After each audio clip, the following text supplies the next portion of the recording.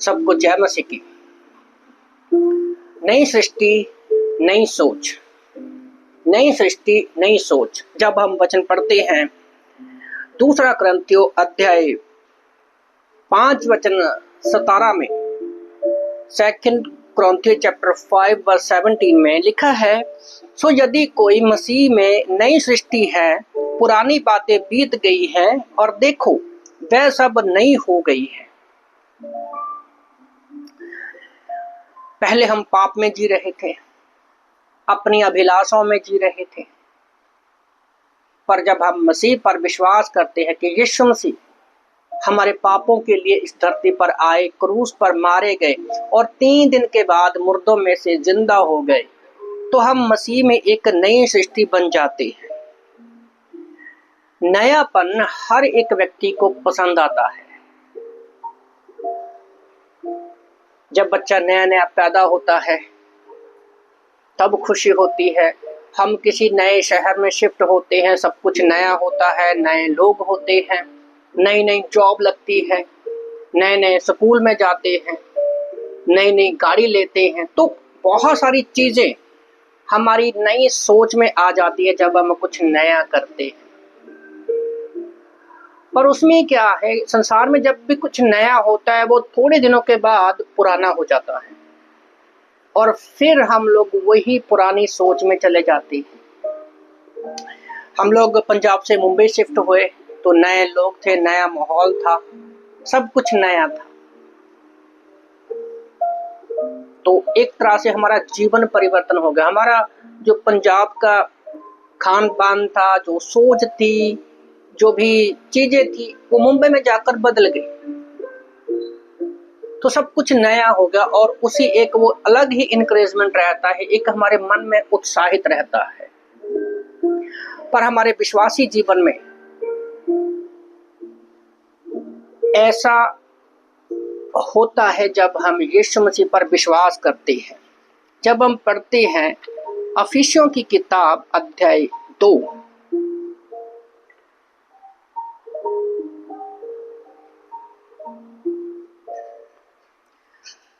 अफिसियों की किताब अध्याय 2 वचन 1 से लेकर 4 तक हम वचनों को पढ़ेंगे तो हमें पता चलेगा कि कैसे हम पहले पुरानी सोच में, पुराने स्वभाव में जीते थे, पुरानी लालसाओं में किसके अधीन रहकर हम जीते थे।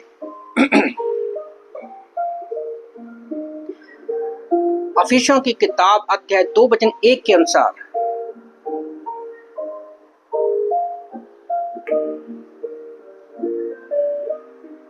लिखा है, और उसने तुम्हें भी जलाया जो अपने अपराधों और पापों, और उसने तुम्हें भी जलाया जो अपने अपराधों और पापों के कारण मरे हुए थे, जिनसे पहले इस संसार की रीति पर और आकाश के अधिकार के हाकिम अर्थात उस आत्मा के अनुसार चलते थे जो अब भी आज्ञा ना मानने वालों में कार्य करता है। चलते थे एक ऐसे व्यक्ति के, एक ऐसे हम लोग जो है पुराने जीवन में संसार जो शैतान है उसके अधीन चलते थे। पहला यूहन्ना अध्याय 5 वचन 19 के अनुसार पूरा संसार जो है वो शैतान के वश में पड़ा हुआ है। ओके, तो हम अपने पुराने स्वभाव में शैतान के पीछे उसके अनुसार चलते थे, आज्ञा ना मानने वाले थे हम। 3 में लिखा है, अफिसियों 2:3 में लिखा है, इनमें हम भी सब के सब पहले शरीर की लालसाओं में दिन बिताते थे। तो मसीह में आने से पहले हम शरीर की अपनी ही जरूरतों के लिए, अपने ही जरूरतों को पूरा करने के लिए, अपनी ही इच्छाओं को पूरा करने के लिए हम लोग जीते थे। शरीर और मन की मनसाएं पूरी करते थे। बस अच्छा खाओ पियो कमाओ, अच्छा घूमने जाओ, अच्छा काम करो, तो अपने मन के और शरीर की अभिलाषों में हम लोग जीते थे और लोगों के समान स्वभाव ही से क्रोध की संतान थे। आज इस बात को भले कोई माने ना माने, 1000 लोगों के पीछे एक व्यक्ति ऐसा हो सकता है जो क्रोध नहीं करता, जो क्रोध कम करता है। क्रोध तो हर एक व्यक्ति करता है, ओके, पर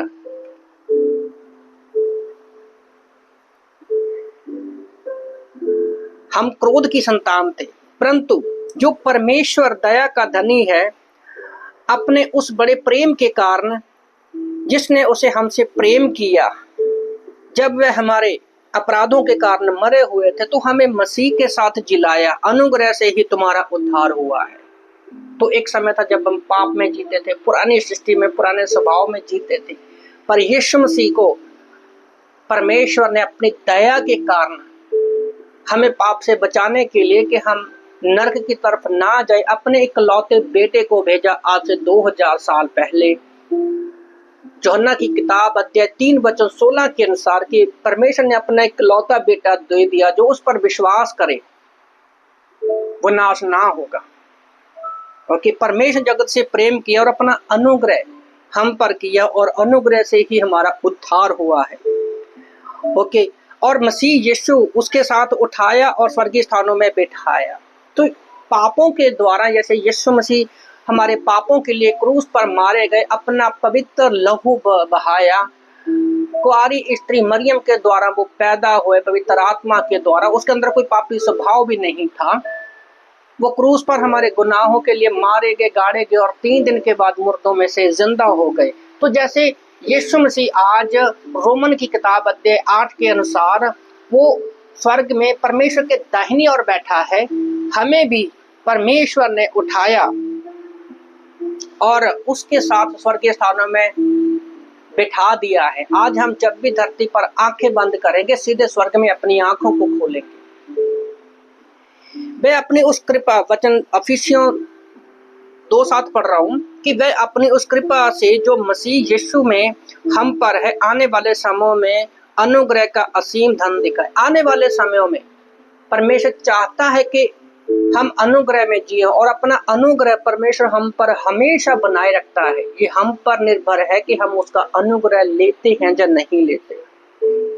उसकी कृपा और अनुग्रह हमेशा कभी ना खत्म होने वाला हम पर बनी रहती है। इफिसियों की किताब अध्याय 3 विलाप गीत अध्याय 3:22 के अनुसार परमेश्वर की करुणा और दया हर रोज नई होती है। वचन 8 कहता है, इफिसियों 2:8, क्योंकि विश्वास के द्वारा ही तुम्हारा अनुग्रह हुआ है, ये तुम्हारी ओर से नहीं वरन परमेश्वर का वरदान है।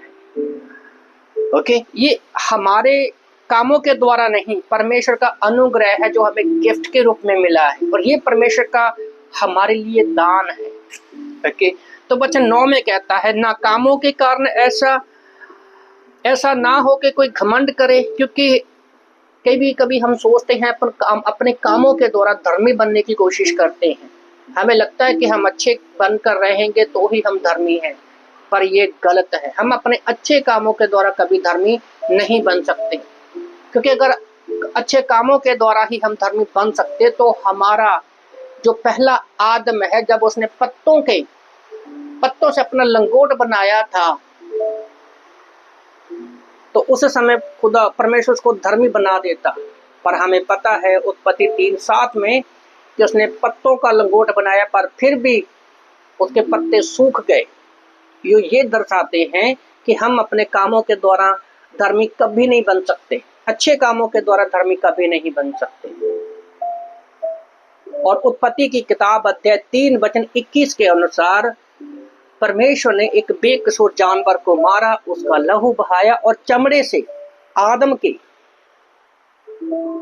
तन को ढक दिया। और चमड़ा परमेश्वर की ओर से दिया हुआ उद्धार का एक चिन्ह है कि खुदा ही हमारे लिए हमारे पापों को ढक सकता है, हमारे नंगेपन को ढक सकता है।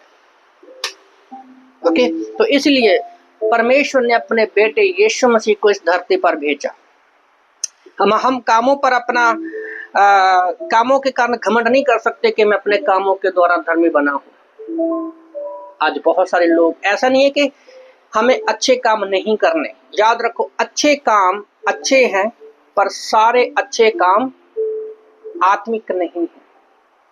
ओके, तो हम कामों के द्वारा स्वर्ग नहीं जा सकते, हमारा उद्धार कामों से नहीं हुआ है, हम इस बात पर कभी घमंड नहीं कर सकते। 10 में लिखा है, क्योंकि उसके बनाए हुए और मसीह यीशु में उन भले कामों के लिए सिरजे गए हैं जिन्हें परमेश्वर ने पहले से ही हमारे करने के लिए तैयार किया गया है। तो याद रखो, खुदा ने हमें अनुग्रह के द्वारा, परमेश्वर ने हमें अनुग्रह के द्वारा बचाया है, ताकि जो परमेश्वर ने हमारे लिए पहले से अच्छे काम करने के लिए तैयार किए हैं, हम उनको कर सके। ओके, तो वचन 11 में कहता है, इफिसियों 2:11 में, इस कारण स्मरण करो तुम जो शरीर की रीति पर अन्य जाति हैं और जो लोग शरीर के हाथ से किए हुए खतने करने वाले कहलाते हैं, वो तुमको खतना रहत कहते हैं। ओके, तो अभी हम संसार की पुरानी रीति पर नहीं, यीशु मसीह में नई सृष्टि बन गए हैं। 2 कुरिन्थियों अध्याय 5 वचन 17 में अनुसार, सो यदि कोई मसीह में नई सृष्टि है, पुरानी बातें बीत गई है, देखो वह सब नई हो गई है। तो अभी हमें नई सोच में, नई सृष्टि में जीना है। ओके,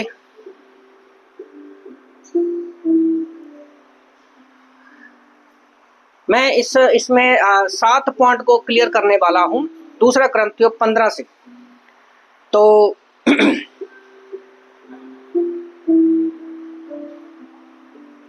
तो अब जब हम यीशु मसीह में नई सृष्टि बन गए हैं, पुरानी बातें बीत गई हैं, तो सबसे पहले हमारी सोच में कैसे नया हो सकता है।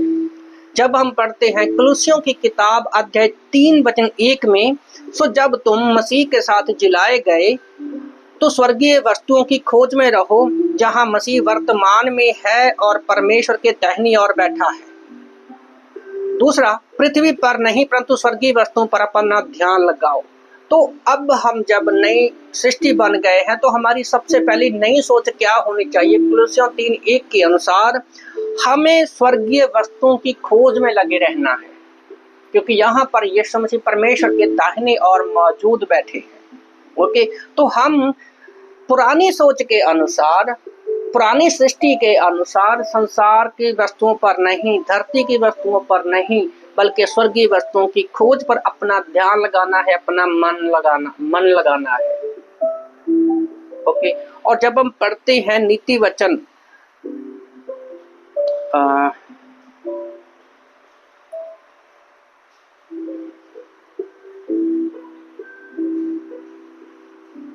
नीति वचन अध्याय 3 वचन 4 और 5 के अनुसार, तो जब हम नई सृष्टि में आ गए हैं, तो हमारी नई सोच के लिए, स्वर्गीय वस्तुओं पर ध्यान लगाने के लिए हमें क्या करना होगा? तो सबसे पहले हमें उस व्यक्ति की बातों पर ध्यान लगाना होगा जो स्वर्ग से आई है, और बाइबल भी स्वर्ग से ही आई है। ओके, क्योंकि परमेश्वर के आत्मा के द्वारा उसको लिखा गया है, परमेश्वर के प्रेरणा से उसको लिखा गया है। ठीक है, तो पहला नीति वचन अध्याय 3 वचन 4 और 5 में परमेश्वर का वचन कहता है कि तू अपनी समझ का सहारा ना लेना, वरन संपूर्ण मन से यहोवा पर भरोसा रखना, उसी को स्मरण करके सब काम करना, तब वह तेरे लिए सीधा मार्ग निकालेगा। तो हम पुरानी सृष्टि में हैं, तो पुरानी सोच में कभी नहीं चल सकते। तो अभी हम नई सृष्टि में हैं, तो नई सोच में हमें स्वर्गीय वस्तु पर ध्यान लगाना है। अगर स्वर्गीय वस्तु पर हम ध्यान लगाना चाहते हैं, तो सबसे पहले जो परमेश्वर है, यहोवा है, यीशु मसीह है, पवित्र आत्मा की अगुवाई में हमें चलने की ज्यादा जरूरत है। तो हमें अपनी समझ का सहारा नहीं लेना, क्योंकि सबसे ज्यादा धोखा देने वाला हमारा मन ही है, और हमें इसकी रक्षा करनी है। इसलिए हमें बाइबल की जरूरत है, चर्च की जरूरत है, प्रार्थना की जरूरत है, बाइबल क्लासेस को सीखने की जरूरत है। ओके, तो जो भी हमने काम करना है, सबसे पहले हमें परमेश्वर पर अपना ध्यान लगाना है, पवित्र आत्मा को अपना कार्य करने देना है। रोमन की किताब अध्याय 8 वचन 26 के अनुसार हमें नहीं पता कि हम परमेश्वर पर कैसे ध्यान लगा सकते हैं, हमें नहीं पता हम स्वर्गीय वस्तुओं पर कैसे ध्यान लगा सकते हैं, हमें नहीं पता हम अपने आत्मिक जीवन में कैसे चलते हैं। जब नया नया कोई भी काम हो, चाहे स्कूल हो, बच्चा हो, ऑफिस में हो, कहीं पर भी जाओ, हर एक काम को सीखने के लिए हमें किसी न किसी सहारे की जरूरत पड़ती है। तो रोमियो 8:26 के अनुसार हमें पवित्र आत्मा के ऊपर निर्भर होने की जरूरत है, और वो हमें दिखाएगा, सिखाएगा, समझाएगा। को लागू करने में मदद करेगा कि कैसे हम स्वर्गीय वस्तुओं पर अपना ध्यान लगा सकते हैं, और परमेश्वर के उन अच्छे कामों के लिए वही हमें तैयार करेगा जो पहले से ही परमेश्वर ने हमारे लिए योजनाओं को बना के रखा है। नई सृष्टि, नई सोच। अब हम जब मसीह बन गए हैं, मसीह पर भरोसा करते हैं, उसके बलिदान के ऊपर भरोसा करते हैं, तो यही चीज हमें सबसे पहले परमेश्वर पर अपने आप को देना है, परमेश्वर की बात को सुनना है, वचन को पढ़ना है, बाइबल को पढ़ना है, और बाइबल पढ़ के प्रार्थना जो करनी है वो पवित्र आत्मा के ऊपर निर्भर होकर हमें चलना है। तो अभी मैं दूसरा कुरिन्थियों अध्याय 5 वचन 17 से लेकर 7 से लेकर 20 तक ऐसे 7 पॉइंट को क्लियर करने वाला हूं कि हम जब नई सृष्टि बन गए हैं तो हमारी नई सोच में क्या जो 7 काम है हमें हर रोज करने की जरूरत है। मैं वचनों को पढ़ रहा हूं। दूसरा कुरिन्थियों अध्याय 5 वचन 7 से लेकर 20 तक।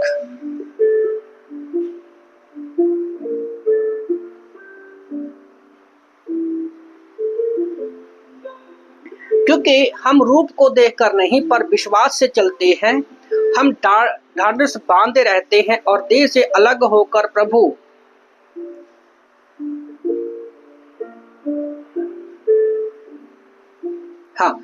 वचन 8 में, दूसरा कुरिन्थियों अध्याय 5 वचन 8 में, इसलिए हम ढाढ़स बांधते रहते हैं और देह से अलग होकर प्रभु के साथ रहना भी उत्तम समझते हैं।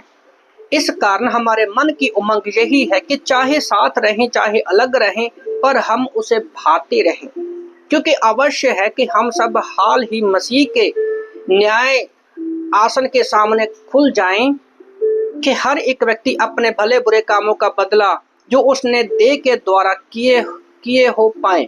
सो प्रभु का भय मानकर हम लोगों को समझाते हैं, प्रभु का भय मानकर हम लोगों को समझाते हैं, और परमेश्वर पर हमारा हाल प्रकट है कि मेरी आशा ये है कि तुम्हारे विवेक पर भी प्रकट होगा। हम फिर भी अपनी बड़ाई तुम्हारे सामने नहीं करते, वरन हम अपने विषय में तुम्हें घमंड करने का अवसर देते हैं कि तुम उन्हें उत्तर दे सको जो मन पर नहीं वरन दिखावटी बातों पर घमंड करते हैं। तो मन पर जब हम नए हो गए, नई सोच के बारे में यहाँ पर पौलुस बात कर रहा है, दिखावटी बातों पर नहीं जो बाहर हम दिखाते हैं। ओके, यदि हम बेशुद्ध हैं तो परमेश्वर के लिए है, और यदि चैतन्य है तो तुम्हारे लिए है, क्योंकि मसीह का प्रेम हमें विवश करता है। इसलिए हम समझते हैं कि जब एक सबके लिए मरा तो वो सबके लिए मरा, जब एक मरा तो वो सबके लिए मरा। 15 में, और वह निमित्त सबके लिए मरा कि जो जीवित है तो आगे को अपने लिए ना जिए परंतु उसके लिए जिए जो उनके लिए मरा और फिर जी उठा। तो अभी पुराने स्वभाव में हमें, पापी स्वभाव में नहीं जीना, अब हमें उसके लिए जीना है जो हमारे लिए मुर्दों में से जिंदा हो गया, मतलब यीशु मसीह के लिए जीना। 16 में कहता है, सो अब से हम किसी को शरीर के अनुसार ना समझेंगे। यदि हमने मसीह को शरीर के अनुसार जाना था तो भी अब से हमको ऐसा नहीं जानेंगे। सो यदि कोई मसीह में है तो नई सृष्टि है, पुरानी बातें बीत गई है, देखो वह सब नई हो गई है। 18 में, सब बातें परमेश्वर की ओर से है जिसने मसीह के द्वारा अपने साथ मेल मिलाप कर लिया है, मेल मिलाप की सेवा हमें सौंप दी है। तो हम पापी स्वभाव की वजह से, आदम हवा की वजह से हम पाप में पैदा हुए थे, पर यीशु मसीह के क्रूस के द्वारा, उसके बहाए लहू के द्वारा हमारा मेल मिलाप जो है वो परमेश्वर के साथ हो गया है। अर्थात परमेश्वर ने मसीह में होकर अपने साथ संसार से मेल करा लिया और उनमें अपराधों का दोष उस पर नहीं लगाया और उनसे मेल मिलाप का वचन हमें सौंप दिया। तो हमारे पापों को हम पर नहीं लगाया बल्कि अपने ऊपर यीशु मसीह ने ले लिया। सो मसीह के राजदूत, हम मसीह के राजदूत हैं, मानो परमेश्वर हमारे द्वारा समझाता है। हम मसीह की ओर से निवेदन करते हैं कि परमेश्वर के साथ मेल मिलाप कर लो। तो इन जो भी वचन अभी हमने पढ़े, दूसरा कुरिन्थियों अध्याय 5 वचन 7 से लेकर 20 तक, तो इसमें हम 7 बातों को देखेंगे अगर हम नई सृष्टि हैं तो हमारी नई सोच कैसे होनी चाहिए।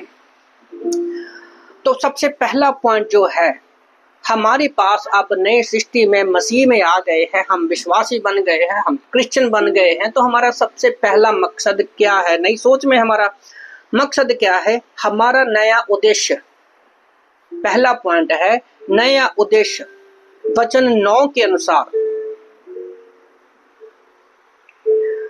कि प्रभु को प्रसन्न करना, हमारा पहला पॉइंट है। नया उद्देश्य क्या है हमारा? कि हमारा पहला उद्देश्य है परमेश्वर को प्रसन्न करना, प्रभु को प्रसन्न करना। इस कारण हमारे मन की उमंग ये है, चाहे हम साथ रहें चाहे अलग, पर उसको भाते रहें। हम कहीं पर भी रहें, कैसे भी रहें, चाहे हम अपने भाइयों के साथ हैं या उनसे दूर हैं, कैसे भी रहे, हमारा सबसे पहला नया मकसद ये है कि हम सबसे पहले परमेश्वर को भाते रहें। याद रखो, आप लोगों के साथ तब ही संगति कर पाओगे अगर आप सबसे पहले परमेश्वर के साथ संगति करते हो, आप परमेश्वर को खुश करते हो। कुछ हफ्ते पहले मैंने 2-3 हफ्ते पहले मैंने परमेश्वर के साथ मुलाकात करना, हर सुबह परमेश्वर के साथ मुलाकात करना, उसके ऊपर मैसेज दिया था कि सबसे पहले हमें परमेश्वर को खुश करना है। अगर हम ऊपर से नहीं लेंगे, परमेश्वर से नहीं लेंगे, तो कभी भी बांट नहीं सकेंगे। ओके, तो सबसे पहला हमारा मकसद है, 2 कुरिन्थियों 5:9 के अनुसार हमें सबसे पहले परमेश्वर को खुश करना है, क्योंकि अगर हमने परमेश्वर को खुश किया तो हम लोगों को खुश कर सकते हैं और उससे परमेश्वर प्रसन्न होता है। ओके, तो दूसरा पॉइंट जो है नई सोच, नई सृष्टि, नई सोच में जो दूसरा पॉइंट है वो है हमारी नई संगति, प्रभु के साथ एक हो जाना। नई संगति हमारी क्या है? अब हम पुराने दोस्तों के साथ, संसार की बातों के साथ, अपने पापी स्वभाव के साथ, शैतान के साथ संगति नहीं करनी है।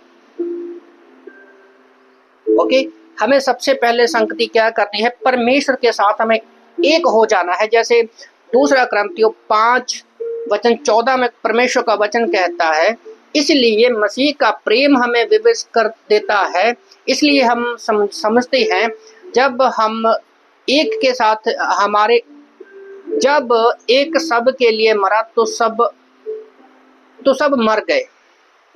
तो मसीह का प्रेम हमें जो विवश करता है कि हमारे पापों के लिए यीशु मसीह मारा गया, गाड़ा गया, जिंदा हो गया, अपना लहू बहाया, कि एक कतरा बहा दिया और क्रूस पर अपनी जान दे दी। तो नए जीवन में हमारी सोच यीशु मसीह के साथ होनी चाहिए। ओके, पहले उसके हमें प्रसन्न करना है परमेश्वर को, दूसरा हमें उसके साथ संगति करनी चाहिए। और जब मैंने जैसे पहले पॉइंट में भी बोला, तब ही हम परमेश्वर के साथ, उसके लोगों के साथ संगति कर सकते हैं। तो तीसरा पॉइंट क्या है नई सृष्टि नई सोच में? तीसरा पॉइंट है हमारा व्यवहार, हमारा नया व्यवहार। ओके, नया व्यवहार क्या है? कि जिसे हम प्यार करते हैं हमें उसके साथ रहना है, जिसे हम प्यार करते हैं हमें उसके साथ रहना है। 2 कुरिन्थियों 5:15 वचन, परमेश्वर का वचन कहता है, वह हम सबके लिए मरा, कि जो जीवित हैं वे आगे अपने लिए ना जिए, परंतु उनके लिए जो उनके लिए मरा है फिर से जी उठा है। तो हम प्यार किससे करते हैं? हम संगति किसके लिए रखते हैं? तो जिससे हम प्यार करते हैं उसके साथ रहना। हम यीशु मसीह पर प्यार करते हैं उससे, क्योंकि उस सबसे पहला प्यार उसने हमसे किया, हमारे पापों को बचाया है। तो हम परमेश्वर से पहला प्यार करना है और हमें उसके साथ रहना है। और जब हम परमेश्वर के साथ रहते हैं, उस परमेश्वर से प्यार करते हैं, तो हम हर एक लोगों को जब यीशु मसीह में होकर देखेंगे तो हमारा अगापे प्रेम जो है वो लोगों के बीच में हम अगापे प्रेम के द्वारा संगति परमेश्वर के साथ कर सकते हैं।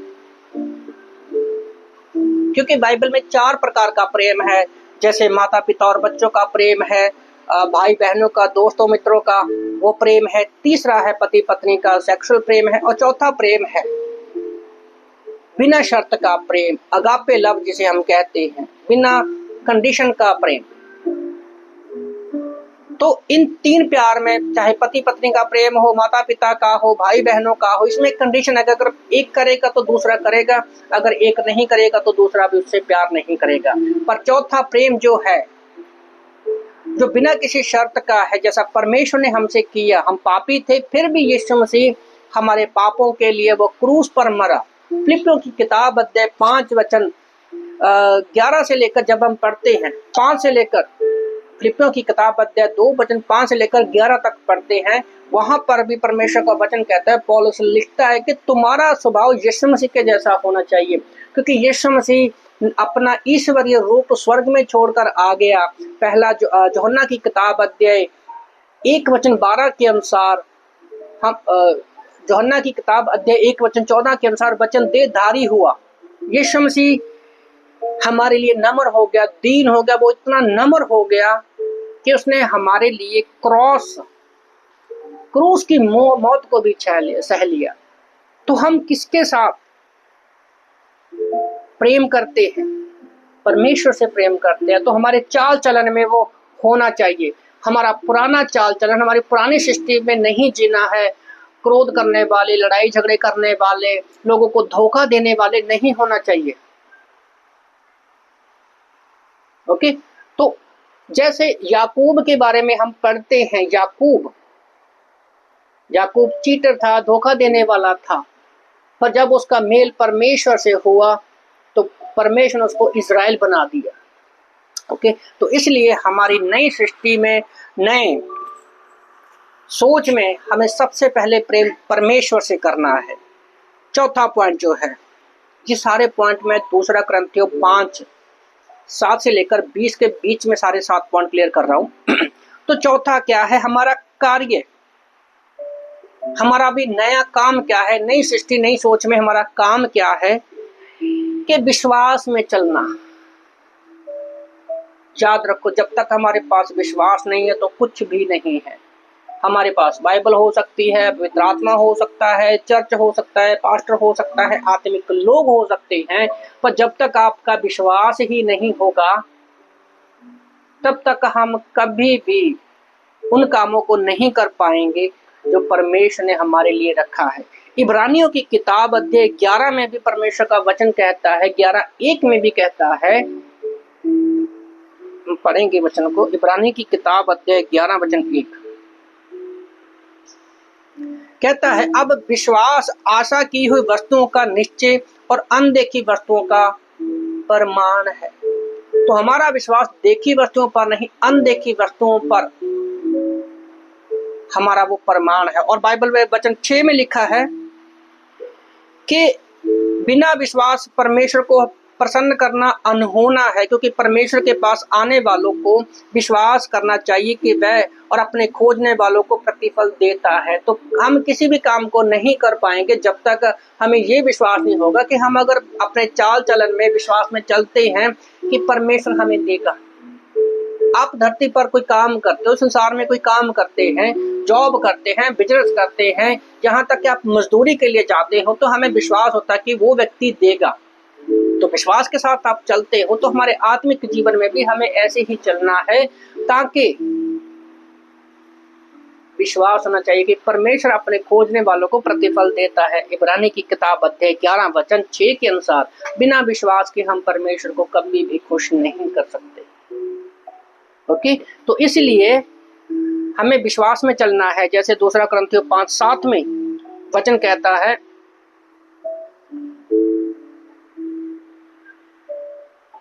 इसलिए क्योंकि हम रूप को देखकर नहीं पर विश्वास से चलते हैं। और लोगों के बीच में चलने के लिए ना सबसे बहुत जरूरी है विश्वास में चलना, उसके रूप को देखकर नहीं। हम दूसरे लोगों को मसीह में, जैसे मसीह को हमने देखा नहीं है, हम विश्वास के साथ चलते हैं, तो लोगों के साथ आप मिलते हो, उनसे बात करते हो, तो उनमें मसीह को देखकर आपको चलना है। सोचना, अगर मसीह हमें देखकर चलता, हमारे बाहरी रूप को देखकर चलता, तो कभी भी हमारे लिए वो, अगर वो हमसे हमारे रूप को देखकर चलता तो शायद क्रूस पर नहीं जाता। पर वो हमारे अंदर प्रेम को देखता है। ओके, वो हमसे प्यार करता है, इसलिए उसने हमारे पापों के लिए जान दी। तो जब हम लोगों के साथ मिलते हैं, चलते हैं, तो हमें भी लोगों के अंदर मसीह को देखकर चलना है। और जब हम उनके साथ मसीह को देखकर चलेंगे तो परमेश्वर और भी ज्यादा खुश होता है। पांचवा पॉइंट क्या है? पांचवा जो है नया मोह। एक कहते ना कि एक नए मोह के साथ हमें मसीह के प्रेम से मिलना है, ओके, विश्वास के साथ चलना है और लोगों से मसीह के प्रेम में हमें मिलना है। जैसे पढ़ते हैं वचन 14 में, दूसरा कुरिन्थियों अध्याय 5 वचन 14 में, यहाँ पर परमेश्वर का वचन कहता है, क्योंकि मसीह का प्रेम हमें विवश कर देता है। मसीह का प्रेम हमें ये विवश करता है, एक नया मोह लोगों की तरफ आकर्षित करता है कि वो हमारे लिए ही नहीं बल्कि सामने वाले व्यक्ति के लिए, पूरी दुनिया के लिए उसने अपनी जान दे दी है। तो हमें परमेश्वर का वो प्रेम ही हमें वो विवश करता है कि हम लोगों को मोह की तरफ देखें। ये बात कठिन है। जब हम नए नए विश्वास में आते हैं तो लोगों को हम लोग नफरत, वही पुरानी सोच में चलते हैं, क्योंकि हम लोग मैच्योरिटी की तरफ नहीं बढ़ रहे। मैच्योरिटी की तरफ पूरी तरह से मैच्योर नहीं होते हैं कि हम लोगों से प्रेम कर सके।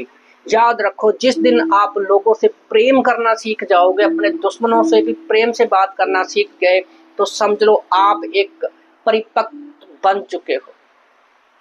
और बन रहे, ऐसा नहीं कि आप परिपक्व प्रेम से बात कर रहे हो तो परिपक्व बन गए हो। हम हर रोज यीशु मसीह के जैसे बनते जाते हैं। धरती पर रहते हम पूरी तरह से परफेक्ट नहीं बन सकते, परिपक्व नहीं बन सकते। पर जिस दिन आपके अंदर आत्मा, जब आप अपने दुश्मन से भी प्यार से बात करना शुरू कर दो, तो समझो कि आप परमेश्वर के वचन के अनुसार चल रहे हो। छठवां पॉइंट क्या है? 6 पॉइंट क्या है? नया संदेश। नया संदेश क्या है? कि मेल मिलाप का हमें लोगों को संदेश देना है।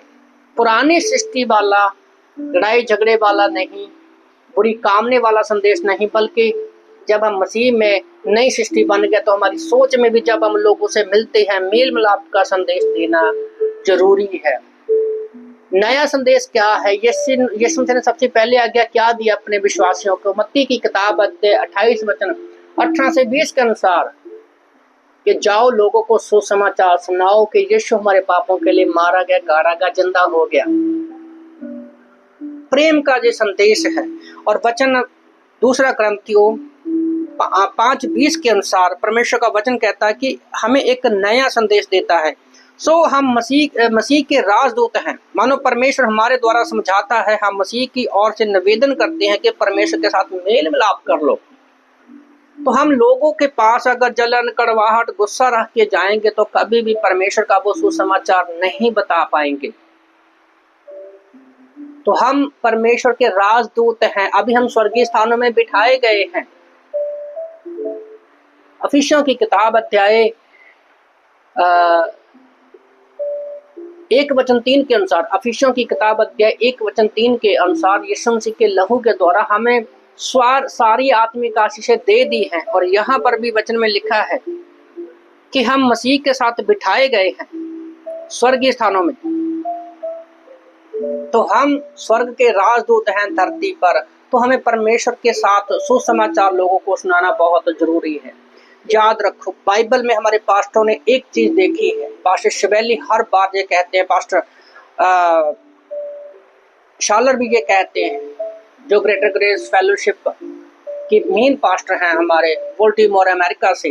वो कहते हैं कि अगर कोई पास्टर आउटरीच करने नहीं जाता, लोगों को सुसमाचार सुनाने के लिए नहीं जाता, कम से कम हफ्ते में 1 या 2 दिन जाना बहुत जरूरी है। अगर वो सारी चीजें कर रहा है और परमेश्वर का प्रेम लोगों के बीच में नहीं बांट रहा, तो उसका ऑर्डिनेशन हम लोग वापस ले लेंगे। अगर पता चल गया, मैंने देखा है बहुत सारे लोग सब कुछ करते हैं पर सड़कों पर जाकर प्रचार नहीं करते हैं।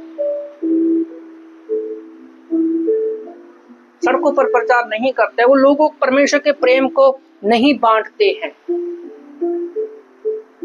और मैंने भी देखा है कि सबसे ज्यादा जो मैंने फोकस किया है, पास्टरों की बात को सुना है, सबसे ज्यादा मैंने आउटरीच ही किया है, लोगों को सुसमाचार भी सुनाया है। और हफ्ते में भी हमारे 4 दिन कम से कम हम 1.5-2 घंटे के लिए, मैं और मेरी वाइफ जाते हैं, बाइक पर जाते हैं 10 से 15 किलोमीटर का एरिया कवर करते हैं, लोगों को सुसमाचार सुनाते हैं जो भी हमें मिलते हैं, और हमने लोगों के जीवनों को बदलते देखा है।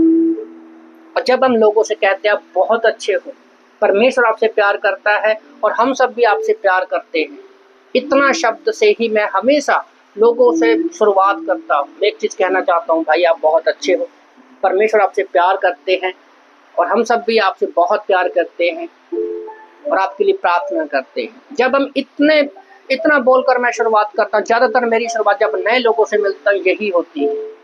तो लोगों के मन में एक पवित्र आत्मा काम करता है, उनको तोड़ता है कि कोई तो व्यक्ति है जो एक संदेश लेकर आया है, क्योंकि हर एक व्यक्ति को कोई पसंद नहीं करता, कोई ना कोई है जिसको नफरत करते हैं। तो जब हम जाते हैं, सुसमाचार बांटना बहुत जरूरी है। अगर आप इस मैसेज को सुन रहे हैं, अगर आप YouTube के माध्यम से सुन रहे हो, क्या आपका पास्टर, आपकी कलीसिया, आप खुद आउटरीच के लिए सड़कों पर पर्चे बांटने के लिए जाते हैं? ये बहुत जरूरी है कि हमें परमेश्वर का नया संदेश जो देना है, हमें हम संदेश वाहक है, हम राजदूत हैं। ओके, तो 7वां पॉइंट क्या है? भविष्य के लिए नया आश्वासन। भविष्य के लिए नया आश्वासन वचन 7 में कहता है, क्योंकि हम रूप को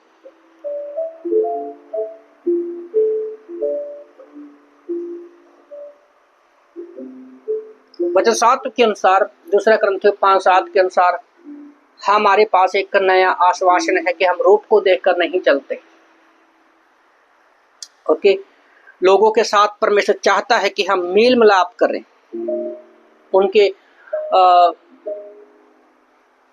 उनको चर्च में लेकर आए, परमेश्वर के प्रेम को बांटे। और हमारे पास सबसे बड़ी नया आश्वासन ये है कि लोगों के पास एक उम्मीद नहीं है। लोग संसार में जी रहे हैं, जिंदगी जी नहीं रहे, काट रहे हैं और मर जाते हैं, नरक की तरफ जाते हैं। पर हमारे पास एक नई आशा है, नई आश्वासन है कि यीशु मसीह बहुत जल्द हमें लेने के लिए आने वाले हैं और हम हमेशा हमेशा के लिए परमेश्वर के साथ स्वर्ग में रहेंगे। तो यही आश्वासन हमें लोगों को देना है। तो ये 7 चीजें नई सृष्टि, नई सोच में होनी चाहिए। जैसे पहला पॉइंट है कि हमारे पास नया एक उद्देश्य है कि हमें परमेश्वर को प्रसन्न करना है। दूसरा, हमारे पास एक नई संगति है कि हमें परमेश्वर के साथ चलना है।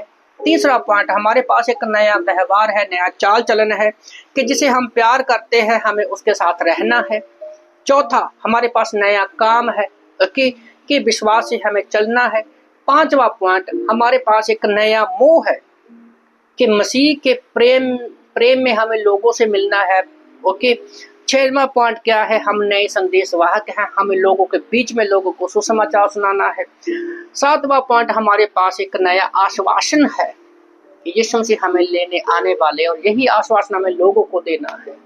तो हमें नई सृष्टि, नई सोच में चलना है। तो बाइबल में से कुछ उदाहरणों को हम देखेंगे कि कैसे वो पुरानी चीजों से निकलकर जब नए में उन्होंने कदम रखा तो परमेश्वर ने उनको क्या गिफ्ट दिया, और ये गिफ्ट आपको भी परमेश्वर दे सकता है। मैंने कुछ चीजें नोट की है। जैसे अब्राहम, उत्पत्ति की किताब अध्याय 12 वचन 1 से 3 में वो अपने घर से निकला, अपने पुराने जीवन को छोड़कर वो घर से निकला अपने परिवार के द्वारा।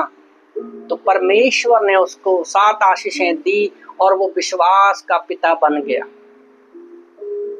दूसरा है यूसुफ, वो जेल में गया, पोतीफर की वाइफ को उसके ऊपर झूठा इल्जाम लगाया, उसको उसके भाइयों ने गड्ढे में फेंक दिया। तो जब वो इन सारी चीजों से बाहर निकला, वो मिस्र का प्रधानमंत्री बन गया। जब हम पढ़ते हैं उत्पत्ति की किताब अध्याय 41 वचन 43 के अनुसार, जेनेसिस चैप्टर 41 वर्स 43 के अनुसार, वो पुरानी सृष्टि से निकलकर नया प्रधानमंत्री बन गया मिस्र का। तीसरा व्यक्ति कौन है? मूसा। 40 साल वो रेगिस्तान से जब बाहर आया, 40 साल के बाद जब वो रेगिस्तान से बाहर आया तो वो 20 लाख लोगों की अगुवाई करने वाला बना। और निर्गमन की किताब गिनती की किताब अध्याय 12 वचन 3 के अनुसार परमेश्वर खुद बोलता है कि मूसा सब व्यक्तियों से नम्र व्यक्ति है, तो उसको ये गिफ्ट दिया परमेश्वर ने, उस पर एक मोहर लगाई। जैसे अब्राहम के ऊपर विश्वास के पिता की मोहर लगी, तो मूसा को परमेश्वर ने दुनिया का सबसे नम्र व्यक्ति कहा। नई पुरानी सृष्टि से नए में जब कदम रखते हैं, मसीह में कदम रखते हैं, परमेश्वर के साथ जब हम चलते हैं, तो चौथा जो है दाऊद, किसी का उसके ऊपर ध्यान नहीं था, वो भेड़शाला से बाहर आया, भेड़शाला से बाहर आया और परमेश्वर ने उसको 3 बार राजा चुनने के लिए चुना। 3 बार उसका राजा का अभिषेक हुआ और वो परमेश्वर का आत्मिक चुना हुआ राजा था। लोगों ने साउल को चुना था और आने वाले 1000 साल के राज्य में दाऊद जो है वो राजकुमार होगा आने वाले साल में। तो सोचो, जब हम पुरानी चीजों से निकलकर नई चीजों में आते हैं, तो योना नबी, ये कहानी सबको पता है, मछली के पेट में गया, परमेश्वर ने बोला कि जाकर तो नीनवे शहर में जा, उनको प्रचार कर, ओके, उनको प्रचार कर, पर वो भागा और परमेश्वर ने उसको मछली के पेट में डाल दिया, उसको मछली के पेट में डाल दिया। तो जब हम पढ़ते हैं जोना की किताब अध्याय 2:10 के अनुसार कि मछली ने, बड़ी मछली ने उसको उगल दिया। कुछ स्कॉलर मानते हैं कि जब उसे मछली ने उगला तो उसका शरीर ऐसा हो गया था जैसे मानो नए जन्मे बच्चे के जैसा।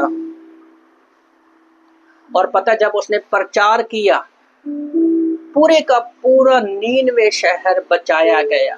और बाइबल में पूरी बुक में मुझे ये पंक्ति बड़ी इंटरेस्टिंग लगती है। जब हम पढ़ते हैं जोना की किताब अध्याय 4:11, फिर ये बड़ा नगर नीनवे, जिसमें 1,20,000 से अधिक मनुष्य थे, जो अपने जो दाएं बाएं हाथों का भेद नहीं पहचानते थे, और घरेलू पशु भी उसमें रहते थे, तो क्या मैं उन पर तरस ना खाऊं। यहाँ पर 1 लाख लिखा, यहाँ पर मतलब 6 लाख के लगभग आसपास लोग थे, सब लोगों की गिनती।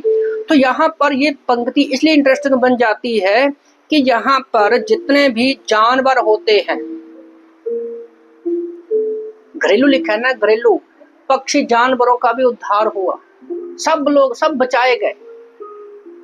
तो जब हम पुरानी चीजों से निकलकर नई चीजों में आती है तो ऐसे इंटरेस्टिंग होती है। ओके, एक पूरा राष्ट्र जोना नबी के द्वारा झुक गया।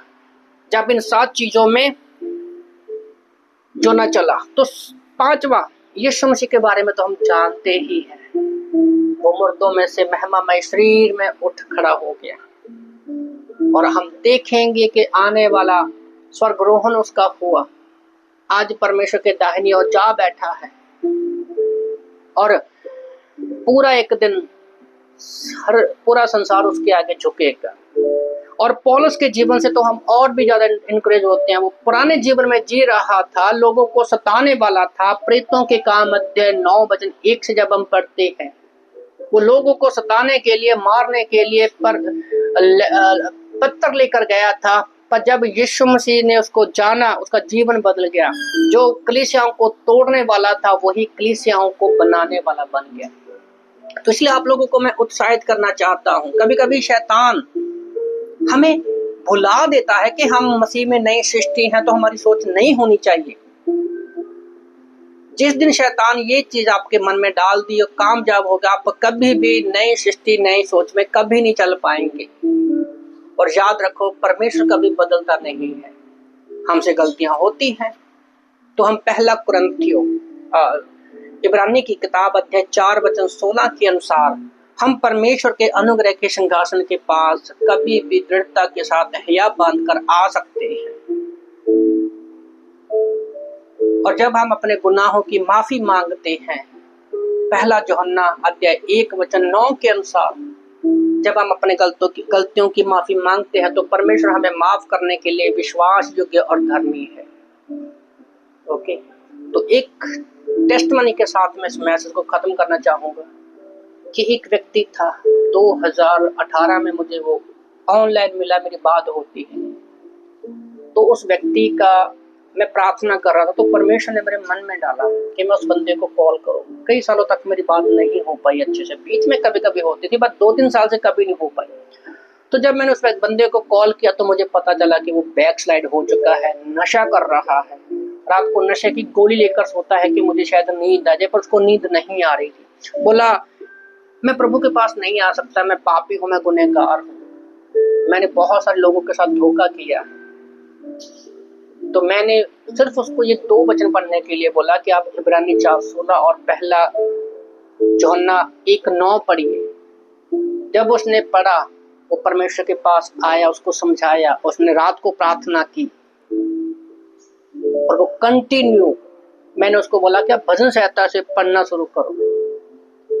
तो जैसे ही रात को मैंने उसको समझाया, प्रार्थना की, दूसरे दिन मुझे फोन किया उसने कि मुझे रात बड़ी अच्छी नींद आई, और वो 10 दिन तक कंटिन्यू बाइबल पढ़ने लगा, प्रभु के साथ चलने लगा, क्योंकि मैंने उसका मन का डर खत्म कर दिया कि आप अब पुरानी सृष्टि नहीं हो, आप नई सृष्टि हो।